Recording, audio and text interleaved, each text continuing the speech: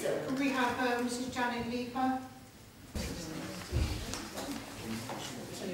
The report found that your Choice Barnet delivered services to the quality expected by its customers and independent inspectors.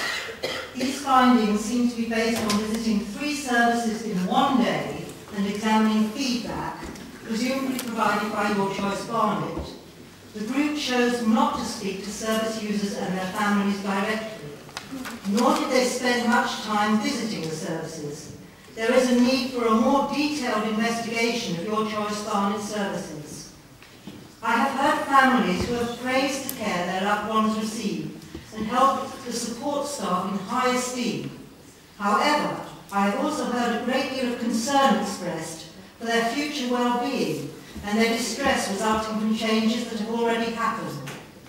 Community space is now closed on a Friday, and alternative activities are arranged at different locations that do not meet the needs of service users, and sometimes result in them spending long periods outdoors in cold weather. It seems that community space will no longer serve as a community hub. Families are told of changes to the timetable of activities at very short notice, which affects their respite and obliges them to rearrange their day very fast. Service users are distressed because they cannot meet with their peers and friends in their purpose-built building community space. Families share in their discomfort and unhappiness, which is bad for their health.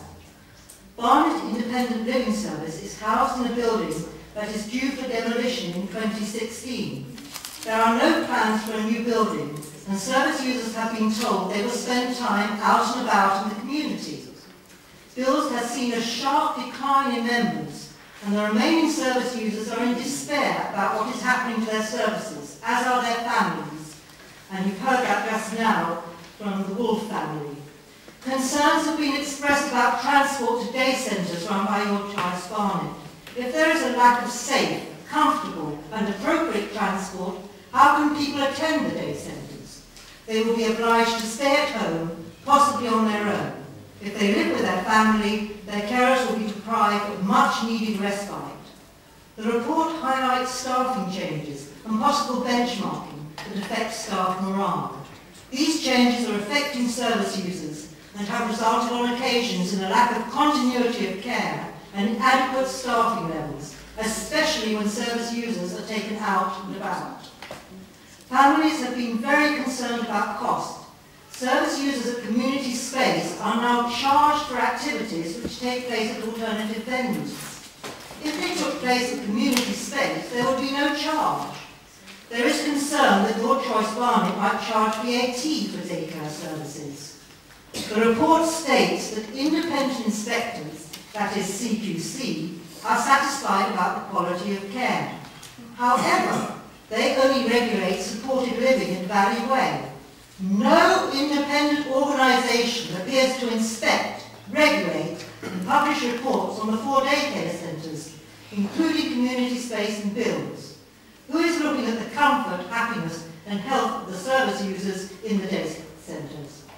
The report states that it was necessary to create your Choice Barnet to provide services because service users could not use direct payments to pay Barnet Council for services they received directly from them. People do not have to opt to receive direct payments to pay for all services they use. If they did not opt or were not advised to use direct payments, they could have continued to receive these services in-house. Personal budgets do allow service users to purchase services directly from local authorities. There is no need to create your Choice Barnet for this purpose. What of the well-being of the service users and their families now? It seems there is no guarantee that your Choice Barnet can provide services that will keep them comfortable, happy and healthy, when there is little evidence that it can manage the financial difficulties it's facing, run a profitable business and maintain good quality services. Surely keeping services in-house would be a much more comfortable, happier and healthier solution for service users, their families and staff.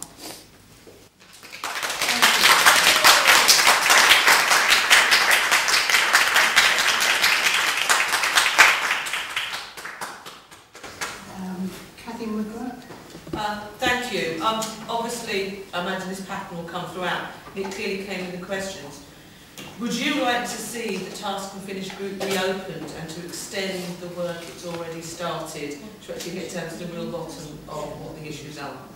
Yes, I would, because when I read the report, I found that there was very little detail, and it really seems to me that the 6 services do need to be examined in depth. I understand that the Task and Finish group looks at things, small amounts of things, and maybe they need to look at things, they just really do need to develop it. There needs to be much more detail. Thank you. Councillor Salinger, then Councillor Hutton. Have services already, have the service users already seen a decrease in their services? Because you're implying that this might happen, but I've not heard that it has. It has. Well, it has. You've just heard from the family of Carl Wolfe. Carl cannot speak himself because he's profoundly deaf, and there isn't a sign here tonight. So his sister and his brother spoke on his behalf. But he and Daniel over here, who's also at Bill's, have had definite deterioration in their services and the activities that they can do in community space as well. The staff numbers have dropped. Excuse me, sorry.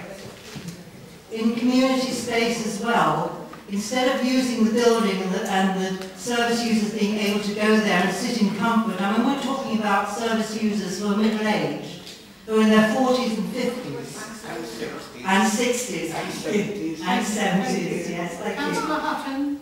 Yeah, I just wanted to ask you, do you consider that service users are getting the right sort of independent advice about whether to go for independent, when they decide which services they want to use? Do you consider that they're getting the right amount of that advice?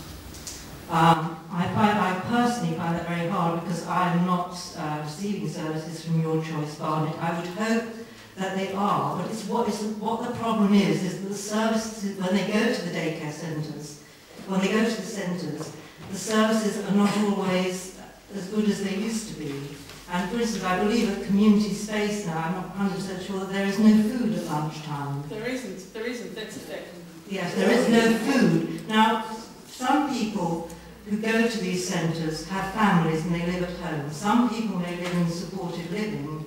If some people are living on their own at home, it's really important to have a hot meal, just as it is at a day centre, like an Age UK day centre or something like that. It's really important to have a hot meal at lunchtime, because that means at least that when they go to the day centre, they're getting proper nutrition.